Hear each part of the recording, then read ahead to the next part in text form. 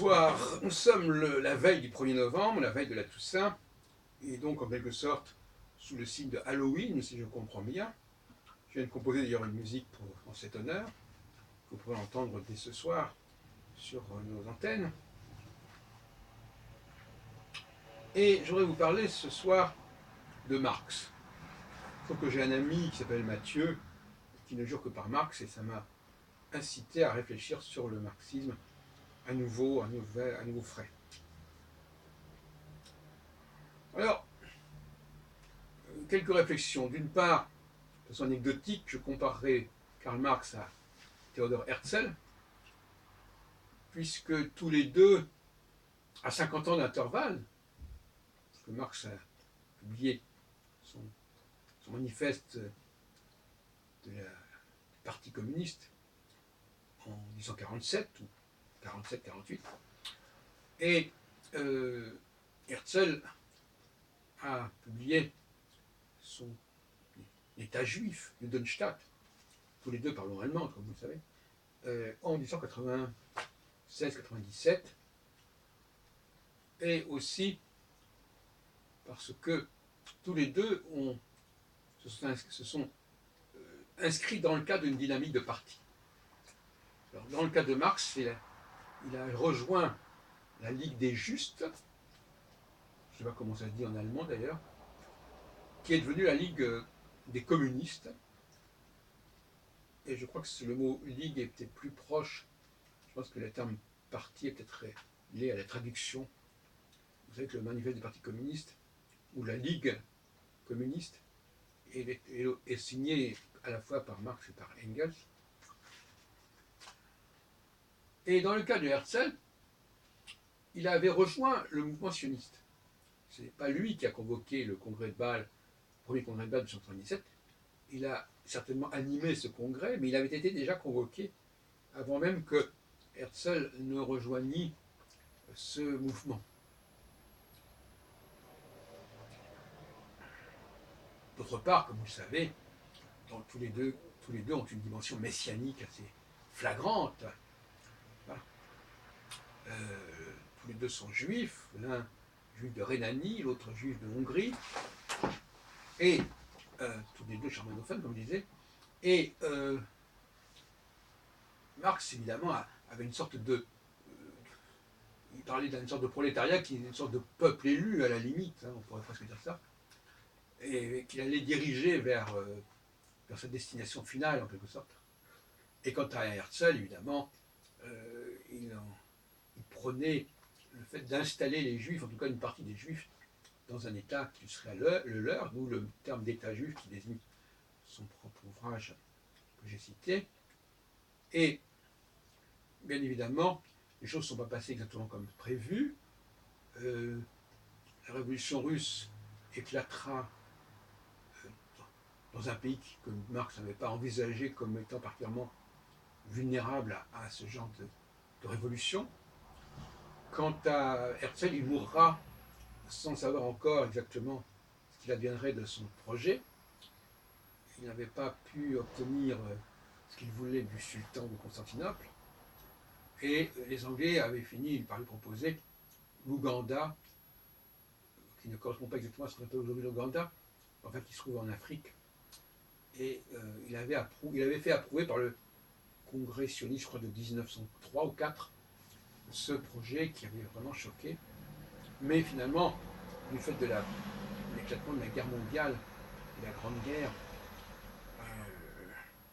les choses ont pris une autre tournure, et comme vous le savez, c'est bien en Israël, en Palestine, que ça se manifestera, que ça se concrétisera. Voilà. Bon. Je reviens sur le marxisme en soi, en disant que le grand défaut de Marx, en fait, c'est de projeter ses propres valeurs, ses propres besoins et ses propres frustrations sur le peuple. Or, son mode de fonctionnement, enfin, en tout cas de mon point de vue, en tout cas, son mode de fonctionnement n'a rien à voir avec celui du peuple. Donc finalement, il est en porte-à-faux par rapport à ceux qu'il entend représenter, entend être le héros. comment voulez-vous qu'un homme qui appartienne à l'élite, c'est un des paradoxes les plus intéressants, là.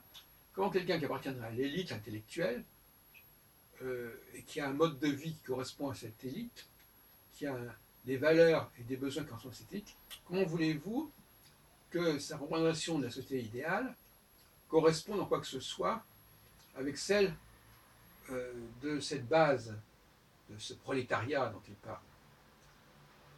Donc ça, c'est quand même un défaut, il y a un problème là. Et c'est un problème général qui s'inscrit dans ce que j'appelle cette volonté de projeter ce qui nous paraît comme l'idéal, comme le mieux, sur les besoins de l'autre, qui appartient à notre groupe. On va avoir conscient qu'on n'appartient pas au même groupe que tel et tel autre groupe, ça peut donner lieu à des graves malentendus. Et ça, je crois qu'on y échappe difficilement. C'est pour ça qu'il vaut toujours mieux, même quand on veut s'occuper d'un groupe, dire qu'on représente son élite, quand on en fait partie, cette élite, ou quand on correspond à cette élite.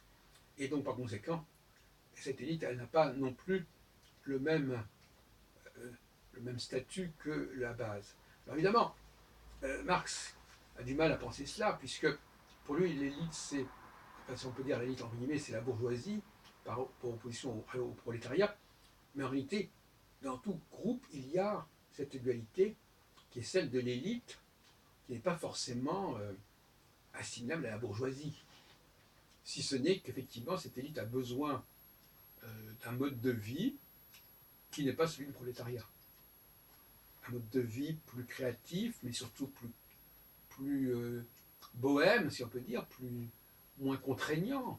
Le créatif, il ne travaille pas aux pièces. Il n'a pas le même rapport au temps.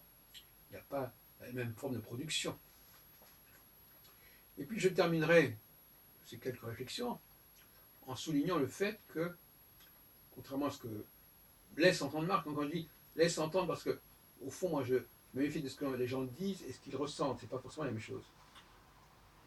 Pour moi, la philosophie, elle vient de nos tripes, alors par conséquent, ce que les gens peuvent raconter, ça ne correspond pas forcément. Et moi, je suis convaincu que ce sont les créateurs qui sont exploités par le reste du monde. Ce n'est pas le prolétariat qui est exploité. Le prolétariat, lui, il profite des inventions, des créations, des élaborations de l'élite, de toute façon, de ce qui est en amont. Et il essaie de profiter, justement, de faire croire à l'élite, ou de faire comprendre à l'élite, que l'élite a besoin de lui, qu'elle a besoin de l'employer, parce que jusqu'à preuve contraire, être employé, ça veut dire qu'il faut convaincre l'employeur. Se faire employer,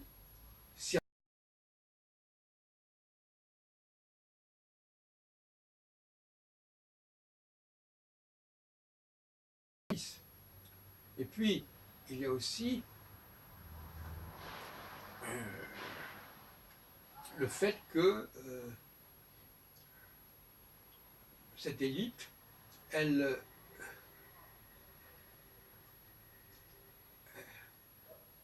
les machines aussi, curieusement, les machines aussi qui sont créées par cette élite, ces machines,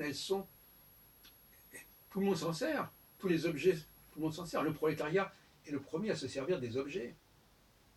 Toute personne qui n'a pas une véritable créativité au fond intérieurement, il est aliéné de toute façon. Il est obligé d'être aliéné. Il est obligé de se remplir de l'autre, d'acquérir des choses qui viennent de l'extérieur.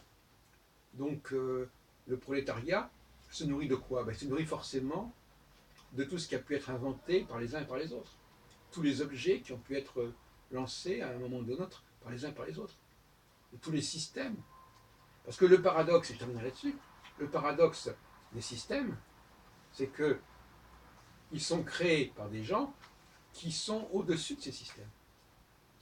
Par conséquent, les systèmes dans lesquels les gens vivent sont des systèmes qui sont créés par des gens qui ne vivent pas dans le système, qui sont hors système. Voilà, donc finalement, voilà quelques réflexions sur comprendre. Voilà, par exemple, je suis en train de lire le livre de Denis Colin, Comprendre Marx, voilà, qui est un ouvrage que j'ai choisi un peu par hasard pour réfléchir sur ces questions et réagir à... Et d'ailleurs, je renvoie à ma discussion avec Anissé Hilaire, Anissé Blaise au CABA et Mathieu Madras, que j'ai interviewé longuement hier, et vous trouvez ça dans une vidéo. Et ça recoupe un peu les réflexions que je fais actuellement.